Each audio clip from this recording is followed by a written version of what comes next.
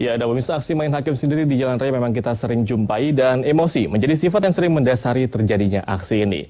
Dan untuk membahas hal ini di studio telah bersama kami Bang Andi Sinaga selaku pengamat transportasi. Selamat sore, Bang Andi. Sehat Bang ya? Sehat, alhamdulillah. Sehat. Baik, terima kasih sudah hadir di studio JOK TV, Bang Andi. Siap. Baik, ini kita langsung membahas hal ini, Bang. Ini aksi main hakim sendiri. Bagaimana Anda melihat hal ini, Bang Andi? Jadi saat ini memang sudah marak terjadi, kalau menurut saya itu radikalisme di tengah-tengah masyarakat. Ya. Radikalisme di tengah-tengah masyarakat ini dikarenakan gampangnya masyarakat mendapatkan informasi melalui telepon pintar atau melalui media sosial. Nah, aksi yang terjadi itu kemarin itu dugaan saya itu direkam oleh salah seorang juga ojek online itu ya. Nah, jadi sehingga dia merekam. Nah, ada kadang-kadang saya lihat itu di tengah-tengah masyarakat itu kebanggaan. Jadi kebanggaan untuk melakukan perusahaan. Apalagi untuk teman-teman di transportasi ini kan ada semacam sikap mereka saling punya perasaan yang sama, semangat yang sama gitu. Jadi ketika umpamanya ada masalah, itu gerombolannya datang gitu. Itu karena tadi bisa juga karena penyebab mereka itu punya seragam. Ojol itu kan punya seragam nih. Jadi fanatisme mereka menggunakan seragam karena ketika satu anggota mereka diduga dicelakain gitu, itu akan bisa ini. Apalagi yang saya dapat informasi, teman-teman itu punya kelompok WA. Jadi masing-masing kelompok itu ada WA-nya. Mungkin dan per wilayah ini, Pak. Iya. Jadi umpamanya kemungkinan itu di wilayah Jakarta Pusat mereka punya tuh WA grup bisa sampai 100 atau apa anggotanya. Nah, ketika sekali share itu gue di ini nih. Nah, itu datang tuh. TKP-nya di sini nih. Datang itu mereka. Jadi itu salah satu kemudahan teknologi pun bisa menjadi bumerang bagi kita. Bumerang ya gitu. Maka itu kalau saya amati itu di beberapa titik-titik di mana teman-teman itu berkumpul itu mereka ketika mereka salah satu anggota kelompok mereka itu dilakukan ada semacam tindakan apa yang dilakukan oleh ditabrak kah, disenggol kah. Nah, itu biasanya itu mereka langsung menginformasikannya dalam grup mereka dan itu bisa bisa yang diduga melakukan tindakan itu akan mereka lakukan semacam hukuman menurut mereka sendiri. Jadi main hakim sendiri gitu. Bisa dikatakan ini kebanggaan memang salah tempat begitu. Iya, karena itu tidak terorganisir dengan baik gitu. Jadi saya pikir ini tugas daripada pemerintah untuk melakukan semacam melokalisir mereka. Baik, dan pemirsa, kami juga telah terhubung dengan Kompol Suyatno, Kasubag Humas Polres Jakarta Pusat. Sore Pak Suyatno. Pak sore. Baik, Pak Suyatno, ini bisa diceritakan bagaimana kronologis dari kejadian yang terjadi pada hari 28 Februari kemarin, Pak ya? Ya, yang jelas emang pada hari kemarin, kira jam 21, itu tepatnya di underpass Senen, Jadi ada kejadian sebuah mobil Nissan X-Trail dirusak oleh kumpulan dari Kang ojek online. Dengan adanya kejadian itu, daripada pelapor MH itu melaporkan ke Polres Jakarta Pusat. Polres Jakarta Pusat menindaklanjuti laporan itu. Sampai saat ini kita telah melakukan pemeriksaan saksi-saksi pelapor maupun saksi dari Kang ojek sebanyak 4 orang. Baik. Dan Pak Suyatno, ini kan infonya sedang mengiringi jenazah kawannya begitu ya. Apakah memang ada regulasi yang harus diterapkan oleh para pengemudi ojek online ini? Ya, yang jelas kita sebagai kepolisian, kalau misalnya ada pengawalan-pengawalan itu tentunya memberitahukan kepada kita kepolisian dengan memberitahukan bahwa kita akan mengawal ini, tentunya kita akan melayani, kita akan memberikan pengawalan sehingga kita nanti akan mengatur sehingga tidak mengganggu daripada pengguna jalan lain lagi. Oke, baik. Dan aksi main hakim sendiri di jalan raya memang sering kita jumpai. Menurut Pak Suyatno, hal apa yang harus memang tindakan preventif begitu, Pak Suyatno?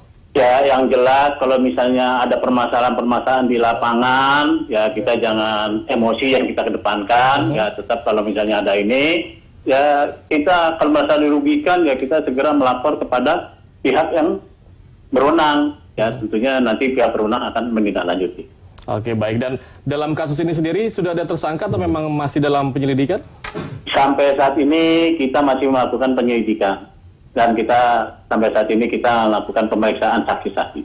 Saksi pelapor maupun saksi yang ada di lokasi kejadian. Baik, ini Bang Andi, Pak Suyatno tadi mengatakan bahwa sudah ada regulasi yang memang akan sebenarnya bisa untuk dikawal begitu, Bang Andi ya? Iya, tapi pertama mungkin yang saya usulkan kepada pihak kepolisian, khususnya mungkin Polres Jakarta Pusat nih, itu untuk bagaimana menertibkan. Jadi saya pikir ojek-ojek online itu pangkalan-pangkalannya itu perlu ditertibkan supaya Baik. mereka tidak melakukan penumpukan di beberapa titik yang justru menimbulkan kemacetan. Dan ini juga nanti secara aspek sosiologisnya itu juga nanti kan bisa menimbulkan ada tadi itu emosi, marah, apalagi kalau macet gitu kan. Karena dari beberapa pengamatan yang kami lihat tuh ketika ada sedikit mereka itu di teman-teman ojol itu berkumpul terus kemudian mungkin disenggol sedikit atau apa, nah mereka itu akan melakukan tindakan-tindakan secara berkelompok gitu. Karena mereka itu punya kelompok-kelompoknya itu Pak Kasubag. Itu ada kelompok-kelompok di beberapa titik itu di Matraman, Pramuka, itu mereka ada itu kelompok-kelompoknya itu. Nah, ini mereka itu punya memanfaatkan media medsos juga gitu atau mungkin telepon pintar. Mereka itu ada grup WA-nya. Jadi ketika ada teman mereka kena musibah, mereka akan datang gitu. Langsung bertindak karena karena mereka itu teman-teman ojol itu rasa solidaritasnya cukup tinggi. Baik, Bang Andi Sinaga, tahan dulu komentar kita karena pemirsa kami harus jeda-jeda, tetaplah bersama kami di Ada Berita Petang. Ya, terima kasih Anda masih bersama kami di Ada Berita Petang dan kami akan melanjutkan perbincangan mengenai aksi main hakim sendiri di jalan raya. Baik Pak Suyatno, ini terkait dengan permintaan kita sebagai masyarakat juga nih ya. Betul. Apakah memang sudah ada aksi penertiban dari pihak kepolisian terkait dengan ojek online memang berada di lintasan jalan ataupun bahu jalan? Yang jelas gini Pak, untuk di wilayah Jakarta Pusat tetap untuk pangkalan ojek online-nya kita mendatakan dan kita juga sudah menurunkan tim dari Binmas kita untuk melakukan himbauan-himbauan sebenarnya kepada pangkalan-pangkalan ojek online dalam hal untuk berkumpul ya dihimbau untuk tidak melakukan hal-hal yang merugikan masyarakat. Sehingga juga misalnya ada permasalahan kita imbau untuk tidak melakukan anarkis. Dan bila ada permasalahan di lapangan, segera memberitahukan kepada polisi, nanti polisi akan lanjuti kegiatan. Baik, dan Pak Suyatno, apakah memang sudah ada laporan dari korban sendiri? Yang jelas, kemarin pada saat kejadian dari pihak pelapor atau korban sudah melaporkan, kita melakukan pemeriksaan, dan hari ini kita lanjuti lagi pemeriksaan kemarin karena pemeriksaannya baru beberapa item, sekarang kita tindak lanjutin lagi. Tapi hari ini juga kita sudah ada 4 orang dari online yang kita minta keterangannya. Dan juga kita tunggu hari ini juga ya dari supir, supir maupun yang ada di mobil itu. Untuk hari ini kita minta keterangan. Baik, dan Pak Suyatno ini kan bisa dikatakan korban mengalami cukup tekanan mental begitu ya. Kondisi korban saat ini bagaimana? Sampai saat ini korban dalam keadaan baik, kita juga sudah memintakan visum untuk korban sendiri, ya. Tapi yang jelas sampai saat ini kondisi dalam keadaan stabil. Baik, dan manajemen Grab sendiri apakah memang selaku penanggung jawab akan diikut sertakan atau akan dipanggil begitu? Ya, yang jelas, tapi nanti kita arahkan ke sana juga, kita akan memanggil daripada manajemen dari online. Oke, baik. Bang Andi Sinaga, ini bagaimana Anda melihat mengenai mental dari korban yang memang saat itu bisa dikatakan, kalau saya sebagai korban tidak bisa terbayang nih Bang Andi ya? Jadi sebenarnya kalau menurut aturan yang saya baca itu sebenarnya pihak provider, ya kan, karena kan mereka itu kan melekat kepada salah satu provider penyedia jasa online ini, itu juga harus bertanggung jawab gitu, karena kita melihat, kita menduga mungkin dalam perekrutan daripada teman-teman itu kan kurang dilakukan semacam sistem perekrutan yang cukup ketat gitu ya. Karena kan itu penting saya pikir itu untuk sistem perekrutan itu.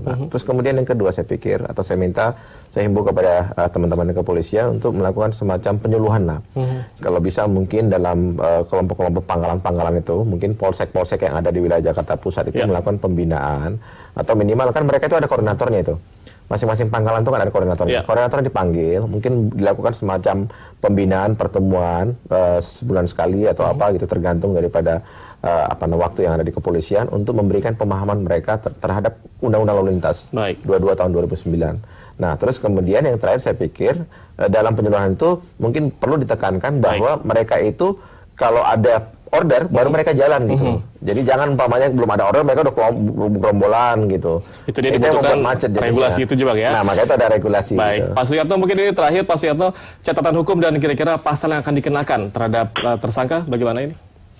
Ya, sesuai yang dilaporkan itu adalah pengerusakan. Tentunya pengerusakan itu sesuai dengan pasal 170 KUHP.